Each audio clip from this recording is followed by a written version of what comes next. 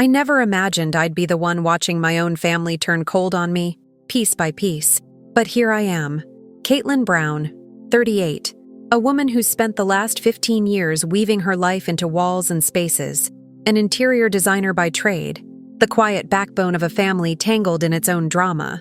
I've been the steady rock, the one who shows up, pays the bills, plans the gatherings no one else wants to organize. Last year, I arranged the family reunion, booking the venue, coordinating the catering, even covering $5,000 of the expenses from my savings, because no one else stepped up, not a single thank you. The house buzzed with laughter and chatter, but I was the shadow in the corner, making sure everything ran smoothly. Nathan Campbell, my cousin, was there too, his grin as dazzling as ever, effortlessly charming the crowd, the center of attention without lifting a finger. He's always been like that, the magnetic star in a sky I orbit silently. Nathan thrives on family spotlight, always competing, subtly undermining me with a look or a comment barely loud enough for the room to catch. I feel the tension simmer, but I tell myself it's just family drama, the usual tangled loyalties and rivalries. I want to believe in the ties that bind us, despite the cracks I sense beneath the surface. Amid all this, I carry a secret. The old family home, paid off in my name, a legacy no one talks about but that I've managed and protected quietly for years. It's a power I haven't yet dared to wield, a quiet strength I keep locked away, hoping someday it might mean something more. Thinking back, the undercurrents in our family stretch far back, carving out the roles we each play. I remember my 10th birthday vividly, a day still sharp with the sting of comparison. Nathan was given a shiny new bike, the kind every kid in the neighborhood dreamed of, wrapped in bright paper and showered with praise. Meanwhile, I got a modest, hand-me-down bike, scuffed and plain. My parents smiled softly at me, but their eyes always seemed to linger longer on Nathan, the outgoing one, they'd say with a note of pride and expectation. I was the shy one, the quiet daughter who needed to toughen up. Their disappointment was subtle but constant, like a weight I carried unnoticed. That day, Nathan's laughter filled the yard, his confidence bolstered by their approval, while I folded myself smaller in the shadows. Christmases were no better. Once I spent hours decorating the house, stringing lights and arranging ornaments, crafting a winter wonderland that glowed softly and welcomed warmth. But when relatives arrived, Nathan took the credit, his charm spinning stories of how he had masterminded the whole look. No one questioned it. I stayed silent, brushing aside the ache of being invisible. Those moments built a quiet resentment inside me, but I told myself it was tough love, that my family was trying to mold me into someone stronger, someone who could shine too. Instead, I settled into being the family's quiet supporter, the one who gives, who works, who stays in the background, hoping it will be enough to earn respect someday. The sacrifices I've made have been enormous and often invisible. Over the past 5 years, I've quietly funneled $20,000 into medical bills for our aging relatives, money I earned working late nights and weekends. Every month, I pay the $100 to $200 mortgage on the ancestral home, that house that once belonged to Grandpa, the one listed in my name, my secret lifeline. I gave up promotions, skipped vacations, and spent countless nights caring for grandparents too frail to manage alone. Daniel, my husband, watches me with concern, his gentle voice sometimes breaking through my resolve. Caitlin, do they even see what you do? Or do you just keep giving until there's nothing left? But I hold on to hope, believing that one day, my family will recognize my efforts, that my quiet strength will finally be acknowledged. Alongside me in this life are Lisa, my sister, lively and demanding, and Mom, Margaret Brown, whose expectations often weigh heavier than love. Then came the night that shifted the ground beneath me, subtle yet sharp. At a crowded family dinner, the air thick with chatter and clinking glasses, Nathan leaned back in his chair and said with a cool smirk, "Funny how Caitlin always manages to be invisible when it counts." The comment landed like a stone in a still pond, rippling outwards, stirring uncomfortable looks and uneasy laughter. He was referring to Lisa's upcoming wedding, a moment when, apparently, my presence, or absence, was being closely scrutinized. The room quieted. some relatives smirking, others avoiding eye contact, but I felt the sting keenly. My heart hitched, a sharp twist of humiliation and disbelief. I forced a polite smile, the kind I've perfected over years of swallowing pain, and quietly excused myself, brushing past the murmurs. Whispering to Daniel, I said, "Maybe he's just stressed," though inside, doubt began to creep in like an unwelcome guest. Was it really just family drama or something darker, more deliberate? For now, I kept my silence, but the seed of suspicion had been planted. After that dinner, I felt myself shrinking further, retreating into silence. But Nathan noticed, of course. The subtle withdrawal was something he exploited like a predator sensing weakness. Suddenly, whispers slithered through family gatherings, and I caught snippets of conversations that weren't meant for me. Lisa, who once confided in me, now gave curt nods and avoided my eyes. "Caitlin can be so sensitive," I heard Nathan say to my aunt as if they were sharing a joke. "She always makes mountains out of molehills. Maybe she's just playing the victim." The words stung sharper than any direct insult. One evening, I overheard cousins I barely spoke to mention how difficult I'd become to please. "She's ungrateful," one said. "Never satisfied with anything anyone does." My chest tightened as I realized Nathan had rallied these flying monkeys to isolate me. Family members I had supported were now subtly turning against me, pressuring me to let it go and stop stirring trouble. When I confronted Lisa, her voice was cool, distant. "You're imagining things, Caitlin. You've always been too sensitive. Maybe you should stop overthinking." Her words echoed in my mind, and I found myself questioning my own perceptions. Was I really the problem? The doubt gnawed at me, fracturing my confidence. The gaslighting was relentless, a slow erosion of my sense of reality. Nathan's smile in the background of these encounters was the cruelest part. The quiet assurance that he could dismantle me without lifting a finger.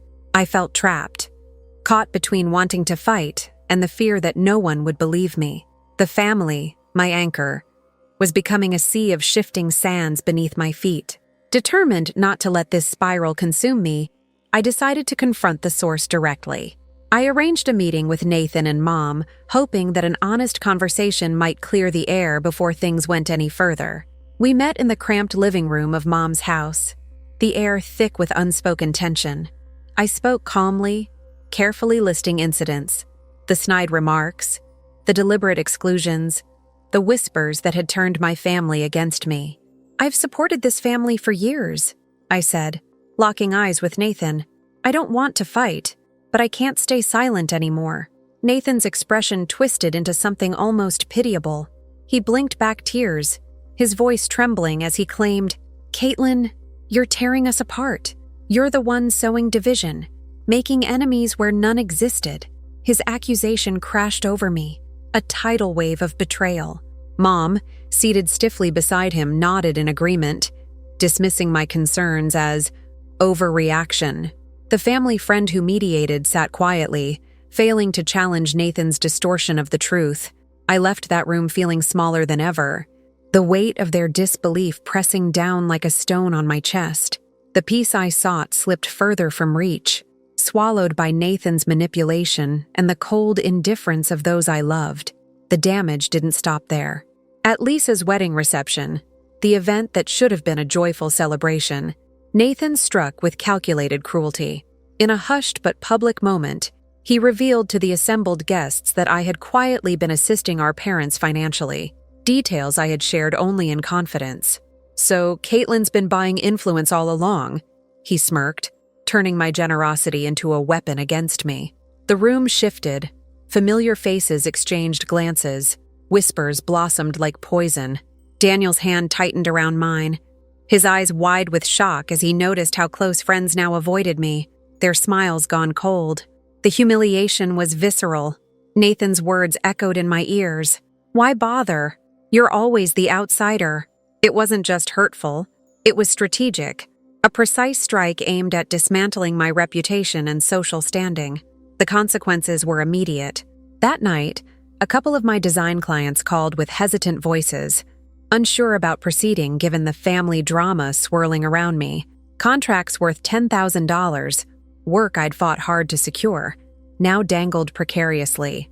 I sat alone in the quiet hotel room that night, the sting of betrayal deeper than any wound.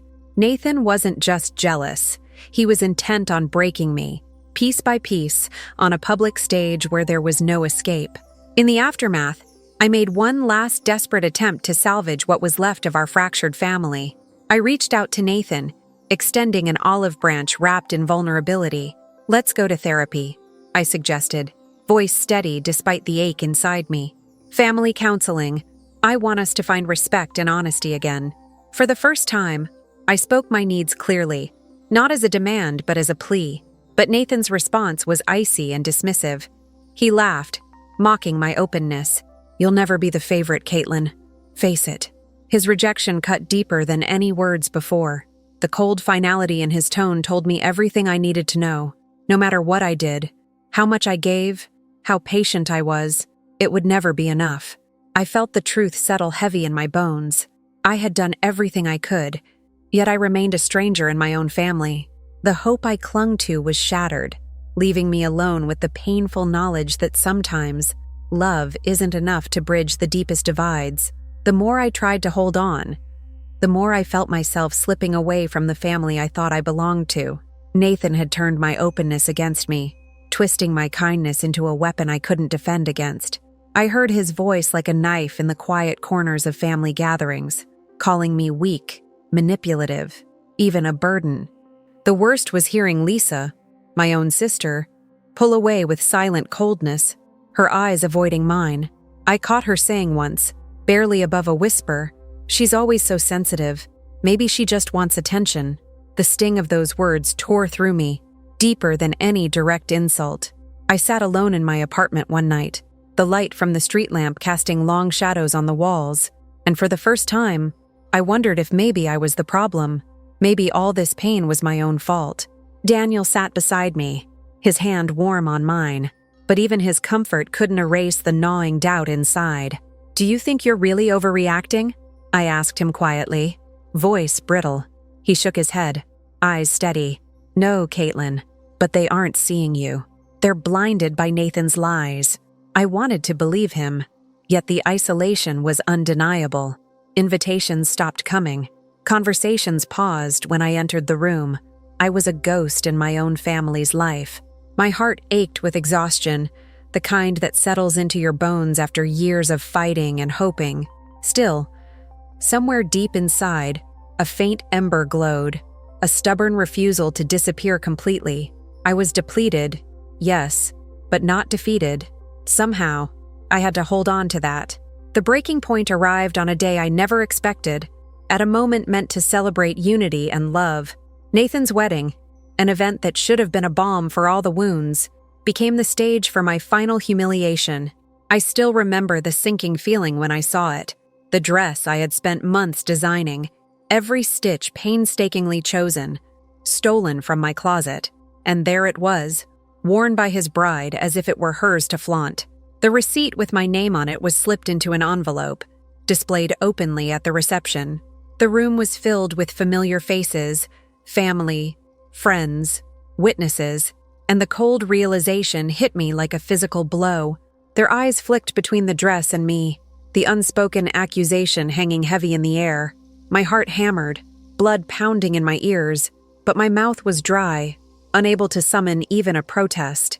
I felt something snap inside me then, a sudden shift from hope to harsh clarity.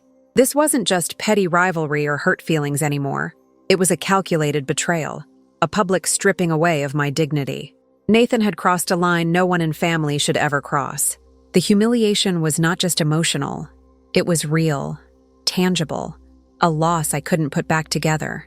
I stood alone, my hands clenched into fists, the world around me swirling in a blur of shocked faces and whispered gossip.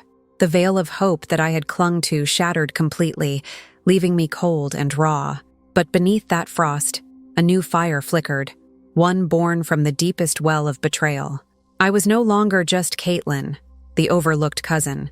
I was someone who had been wronged, and that wrong demanded reckoning. Alone in the quiet of my apartment that night, the pain settled into a heavy ache, mingling with a rising tide of anger I hadn't allowed myself before. I thought back on every slight, every betrayal, every moment I had swallowed my pride for the sake of family. The pattern was clear now, like a map etched painfully in my mind. This wasn't just bad luck or misunderstandings. It was the way things had always been. My sacrifices invisible, my loyalty taken for granted. And Nathan, the poison at the heart of it all. The grief was sharp, but beneath it grew something fiercer: determination. "Never again," I whispered to the empty room, voice steady despite the tears. The house deeded in my name flashed in my mind like a secret weapon, a symbol of power I had never dared to claim. Forgiveness was no longer an option. It was time for something else: control, justice, empowerment. The next morning I spoke with Daniel, my voice calm but resolute as I laid everything bare. "I can't keep living like this," I said, eyes fixed on his. "I need to do something. We need a plan." He nodded, his usual gentle demeanor sharpening with focus. Together, we began outlining strategies. Not out of anger, but careful calculation. The family home would be our leverage, a tool to expose the truth Nathan tried to bury beneath lies. We talked about gathering evidence, about reaching out to those still willing to listen, about how to dismantle Nathan's web without becoming consumed by it ourselves. "This isn't a war," I told Daniel. "It's chess. Every move matters." Naming Nathan as the target didn't feel like hatred. It felt like clarity. For the first time in a long time, I was no longer reacting. I was preparing. The path ahead was uncertain, but the first steps were clear.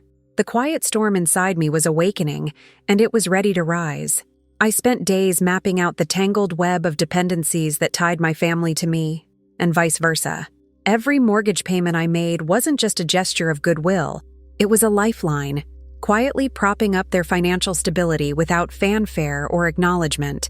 I listed each loan, each bill I covered, the subtle ways I held the family afloat. But it wasn't only money. I was the emotional glue, the one who smoothed over arguments, diffused tension with quiet words when tempers flared. I scribbled notes late into the night, cataloging who relied on me, how deeply, and where their vulnerabilities lay. In the sterile office of my family lawyer, I laid out everything: bank statements, email threads, contracts, documents I'd gathered painstakingly over months, proof of my financial support, and Nathan's covert machinations. The lawyer's eyes narrowed as she reviewed the files, pointing out Nathan's hidden debts and his manipulation of family funds for his own failing ventures. Each revelation hit me like a blow. He'd been siphoning money from family accounts, hiding it behind layers of falsehoods.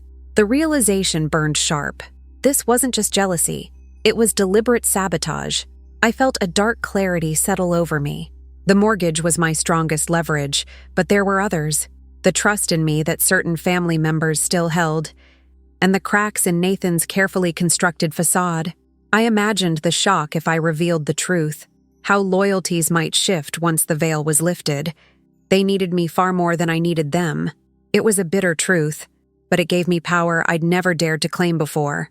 I began assembling a dossier, evidence layered with strategy, knowing it would be my shield and sword, both protection and promise. That night, alone in my apartment, the air thick with exhaustion, yet charged with determination, I whispered to myself, "You've been invisible for too long. Not anymore." The weight of betrayal mingled with the faint thrill of control, a dangerous combination that tightened my chest. I was finally acknowledging the extent of what I'd been carrying and preparing to shift the balance in my favor. Every detail mattered.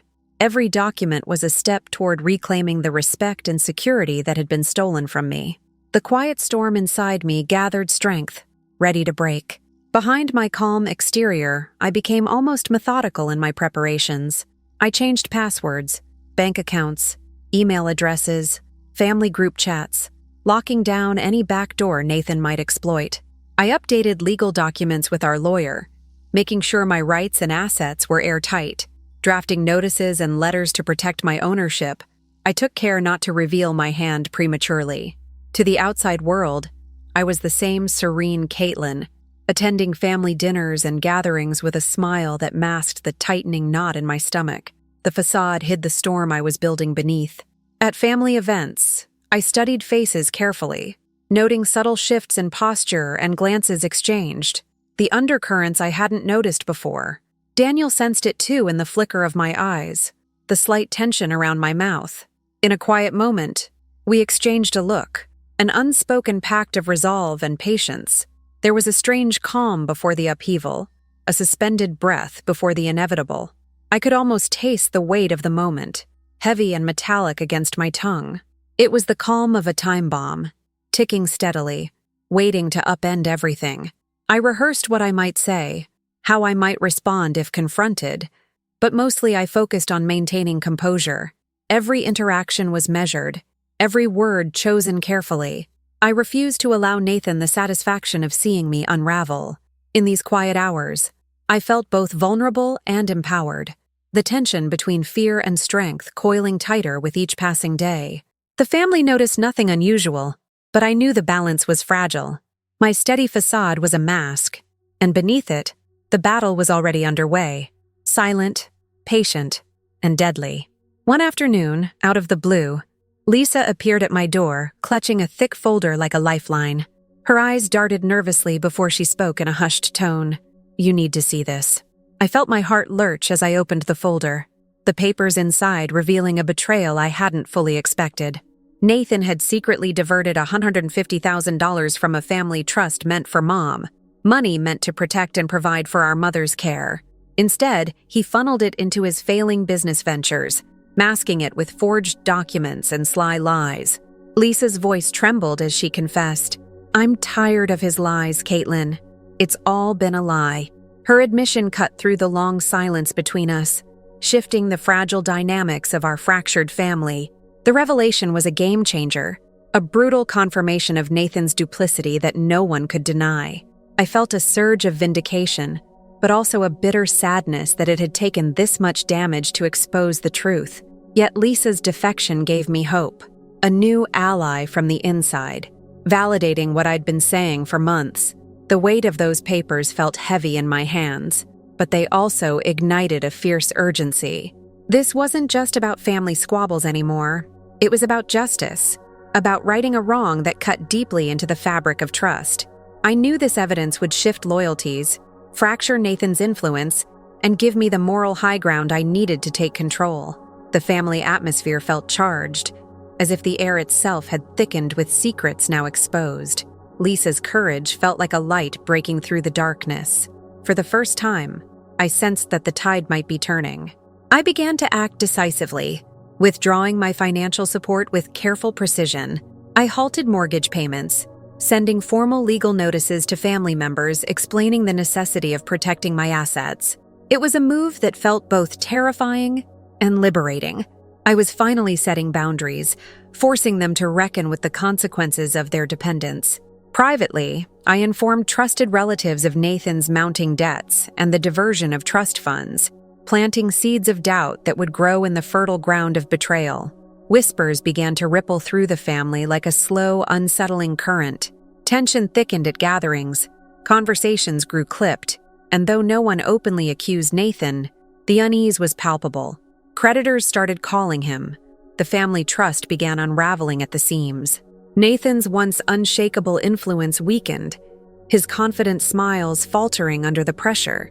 Meanwhile, I maintained my composure in public, projecting calm control, an unyielding pillar amid the crumbling chaos.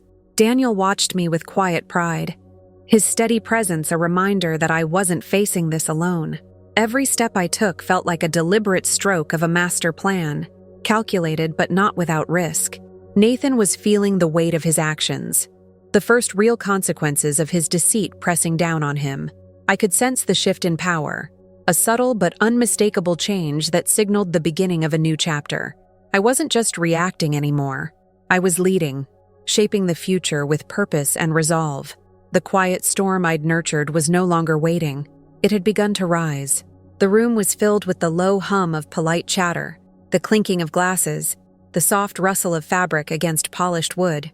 Nathan stood at the head of the long family table, grinning as he raised his glass for a toast. His voice rang clear, full of that practiced charm that once fooled so many. I felt the familiar tight knot settle in my stomach, but this time, I wasn't going to let it fester. When the murmurs quieted, I stepped forward and took the microphone from the host with a calmness that surprised even me. The hush that fell was immediate, all eyes turning. Sensing the shift in energy, my voice was steady as I spoke. Before Nathan continues, I have something important to share. I pulled out the envelope I'd brought, carefully preserved, worn at the edges. The original wedding dress receipt with my name, Caitlin Brown, clearly printed. This dress, I said, holding it up so everyone could see, was mine. Purchased months before Nathan's wedding, never given or sold. Yet, it appeared on his bride without my consent. A ripple of stunned silence followed, faces tightening as the gravity sank in. I let their gazes settle on the envelope before moving on, my voice never wavering. But that's not all. I laid the folder of documents on the table, flipping open to Lisa's damning evidence. This shows how Nathan diverted over $150,000 from our family trust, money intended for Mom's care, into his failing businesses, without authorization or disclosure. Nathan's face drained of color.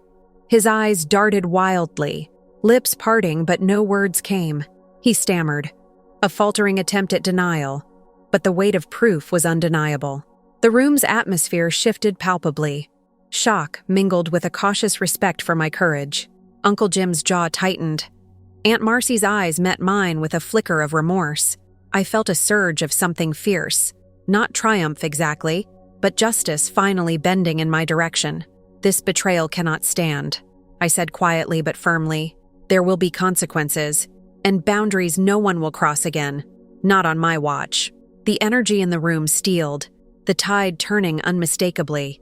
For the first time, I held the reins, and I wasn't letting go. Nathan's world began to crumble faster than I expected. Within days, the family trust initiated an audit, reclaiming some of the diverted funds, cutting off his access. His phone rang relentlessly. Creditors, angry family members, concerned friends. Every call seemed to chip away at the carefully maintained veneer of control he had worn for years. I watched all this from a distance, the quiet eye of the storm. My phone buzzed constantly with his messages, apologies tangled with pleading, love-bombing, veiled threats. But I held firm, refusing to engage. I knew better than to be drawn back into his chaos. Late one evening, I glanced down at my phone to see a string of missed calls and texts from Nathan, each more desperate than the last. There was a rawness in his words that spoke of a man losing his grip, grasping at straws. Yet I replied with silence. I couldn't afford to soften now, not after everything. Meanwhile, whispers started to spread among the family. Old allies of Nathan's began questioning his version of events. Doubt seeded fractures in his once solid support. I sensed the shift as conversations grew more cautious, eyes no longer shielded with blind loyalty. Watching from the sidelines, satisfaction bloomed quietly inside me. Justice was unfolding, and I was steady, controlled, ready for whatever came next, without cruelty, just resolve. Nathan's desperation only deepened. When legal threats came, I was prepared. My lawyer had every document, every contract ready to counter. His attempts to smear me on social media, painting himself as the victim betrayed, fell flat against the weight of truth. He tried to rally supporters, the flying monkeys, as Daniel called them, but their loyalty waned as hard evidence emerged. Some family members reached out to me privately, apologies spilling over for the doubt and pain Nathan's lies had caused. I received them with cautious grace. Trust was a fragile thing, and I wasn't about to rewrite history with empty words. Nathan's isolation became palpable. The confident man who once commanded rooms was now a shadow, his threats reduced to hollow echoes. Each failed attempt at manipulation chipped away at his presence. I felt a steady calm settle inside me, a quiet victory born of patience and meticulous planning. The battlefield was silent now, the storm spent. I wasn't celebrating with loud triumph. Instead, I was reclaiming something far more vital: peace, dignity, and control. Nathan had been dismantled not with rage, but with strategic grace, and in that, I found my strength. 6 months later, the house felt different, peaceful. The heavy tension that once clung to its walls had lifted, replaced by quiet warmth. Daniel and I sat on the back porch, the late afternoon sun casting long shadows across the garden we'd begun to tend together. The family home remained firmly in my name, a symbol not just of ownership but of resilience. I'd established boundaries, limited contact with family members, enough to maintain civility without sacrificing my well-being. The phone no longer buzzed with frantic messages. The chaos was behind me. Nathan's repercussions lingered, but I bore no bitterness. I thought often about the pain, the betrayals, the long nights spent wrestling with doubt and hurt. Yet, those memories no longer held power over me. Instead, they felt like the roots of the strong, steady person I'd become. I don't miss the old family dynamics, I confessed to Daniel one evening, watching the stars emerge. Peace, I said softly, is worth more than approval. The past had shaped me, but it no longer defined me. Ahead lay new beginnings, quiet, sure, and grounded in self-respect. For the first time in a long time, I was free.